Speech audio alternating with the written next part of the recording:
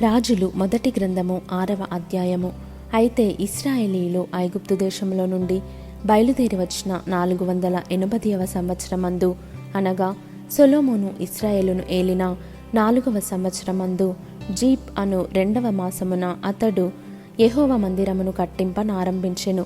రాజైన సొలొమోను యెహోవాకు కట్టించిన మందిరము 60 మూరల పొడుగును, 20 మూరల వెడల్పును, 30 మూరల ఎత్తును గలదై ఉండెను. పరిశుద్ధ స్థలము ఎదుటనున్న ముఖ మంటపము మందిరము యొక్క వెడల్పును బట్టి 20 మూరల పొడవు, మందిరము ముందర అది 10 మూరల వెడల్పు. అతడు మందిరమునకు విచిత్రమైన పనితో చేయబడిన అల్లిక కిటికీలను చేయించెను, మరియు మందిరపు గోడ చుట్టూ గదులు కట్టించెను. మందిరపు గోడలకును పరిశుద్ధ స్థలమునకును గర్భాలయమునకును చుట్టూ నలుదిశలా అతడు గదులు కట్టించెను.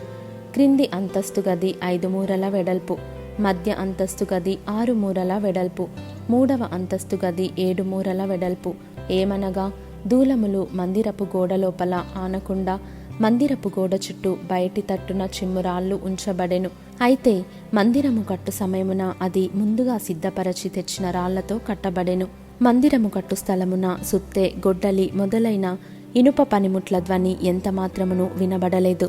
మధ్య అంతస్తుకు తలుపు మందిరపు కుడి పార్శ్వమున ఉండెను. మధ్య అంతస్తు గదికిని, మధ్య అంతస్తు గదిలో నుండి 3వ అంతస్తు గదికిని ఎక్కిపోవుటకు చుట్టూను మెట్ల చట్రం ఉండెను.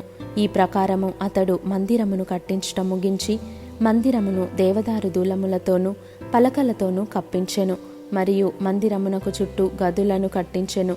ఇవి 5 మూరల ఎత్తుగలవై దేవదారు దూలముల చేత మందిరముతో దిట్టముగా సంధింపబడెను. అంతలో యెహోవా వాక్కు సొలొమోనునకు ప్రత్యక్షమై ఈలాగు సెలవిచ్చెను: ఈ మందిరమును నీవు కట్టించుచున్నావే, నీవు నా కట్టడలను న్యాయవిధులను అనుసరించి నడుచుకొనుచు నేను నియమించిన ఆజ్ఞలన్నిటినీ గైకొనిన ఎడల నీ తండ్రి అయిన దావీదుతో నేను చేసిన వాగ్దానమును నీ పక్షముగా స్థిరపరచెదను. నా జనులైన ఇశ్రాయేలీయులను విడిచిపెట్టక నేను వారి మధ్య నివాసము చేసెదను. ఈ ప్రకారము సొలొమోను మందిరమును కట్టించి ముగించెను. అతడు మందిరపు లోపలి గోడలను అడుగు నుండి పైకప్పు వరకు దేవదారు పలకల చేత కట్టించెను. లోపల వాటిని సరళపు మ్రాను పలకలతో కప్పి మందిరపు నట్టిల్లు దేవదారు పలకలతో కప్పివేసెను. మరియు మందిరపు ప్రక్కలను దిగువ నుండి గోడల పైభాగము మట్టుకు దేవదారు పలకలతో 20 మూరల ఎత్తు కట్టించెను. వీటిని గర్భాలయమునకై, అనగా అతి పరిశుద్ధమైన స్థలమునకై అతడు లోపల కట్టించెను. అయితే దాని ముందరనున్న పరిశుద్ధ స్థలము 40 మూరల పొడుగై ఉండెను. మందిరము లోపలనున్న దేవదారు పలకల మీద గుబ్బలును వికసించిన పువ్వులను చెక్కబడి ఉండెను.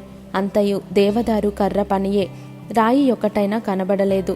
యెహోవా నిబంధన మందసమునుంచుటకై మందిరము లోపల గర్భాలయమును సిద్ధపరచెను. గర్భాలయము లోపల 20 మూరల పొడుగును, 20 మూరల వెడల్పును, 20 మూరల ఎత్తును గలదై ఉండెను.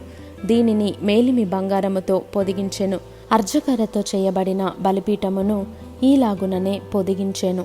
ఈలాగున సొలొమోను మందిరమును లోపల మేలిమి బంగారముతో పొదిగించి గర్భాలయపు ముంగిలికి బంగారపు గొలుసులు గల తెర చేయించి బంగారముతో దాన్ని పొదిగించెను. ఏ భాగమును విడవకుండా మందిరమంతయు బంగారముతో పొదిగించెను. గర్భాలయమునొద్దనున్న బలిపీఠమంతటిని బంగారముతో పొదిగించెను. మరియు అతడు గర్భాలయమందు 10 మూరల ఎత్తుగల 2 కెరూబులను ఒలీవ కర్రతో చేయించెను. ఒక్కొక్క కెరూబునకు 5 మూరల పొడవు గల రెక్కలుండెను. ఒక రెక్క చివర మొదలుకొని 2వ రెక్క చివర మట్టుకు 10 మూరలు పొడవు. 2వ కెరూబును 10 మూరలు కలదై ఉండెను. కెరూబులు రెండింటికిని ఏక పరిమాణమును ఏకాకారమును కలిగియుండెను. ఒక కెరూబు 10 మూరల ఎత్తు, 2వ కెరూబు దాని వలనే ఉండెను. అతడు ఈ కెరూబులను గర్భాలయములో ఉంచెను. ఆ కెరూబులు రెక్కలు విప్పుకొని ఒకదాని రెక్క ఇవతలి గోడకును, 2వ దాని రెక్క అవతలి గోడకును అంటియుండెను. గర్భాలయమందు వీటి రెక్కలు ఒకదానితో ఒకటి అంటుకొని ఉండెను. ఈ కెరూబులను అతడు బంగారముతో పొదిగించెను. మరియు మందిరపు గోడలన్నిటి మీదను లోపలనేమి వెలుపలనేమి కెరూబులను, తమాల వృక్షములను, వికసించిన పుష్పములను చెక్కించెను.